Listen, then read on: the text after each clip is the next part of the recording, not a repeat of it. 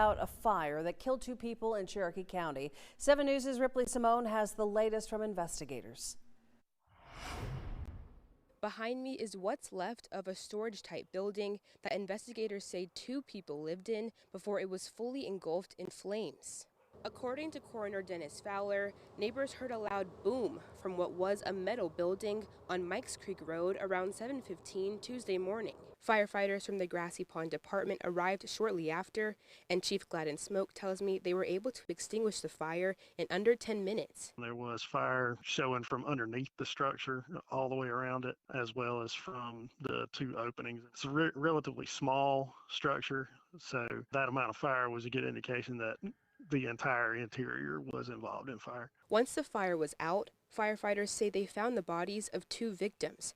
Both were pronounced dead at the scene by the coroner. One of the victims was identified as 41-year-old Philip Raines. Coroner Fowler says they are actively working to identify the other victim with forensic testing and an autopsy. The exact cause of the fire is still under investigation. The coroner's office, along with the state law enforcement division, arson team, and Cherokee County Sheriff's Office working collectively on the probe of that fire, which is believed to have started from a kerosene heater that was located inside of this building that was being used as a living quarters. Coroner Fowler explained that despite the structure being used as a home, it didn't have a proper electrical hookup and was being powered by an extension cord connected to a home next door.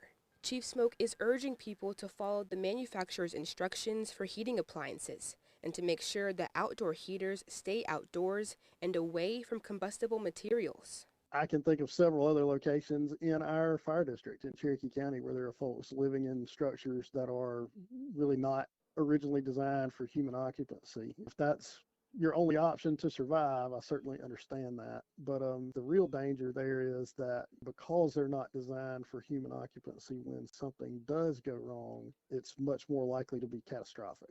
An autopsy for the second victim is scheduled for Thursday. In Gaffney, Ripley Simone, 7 News.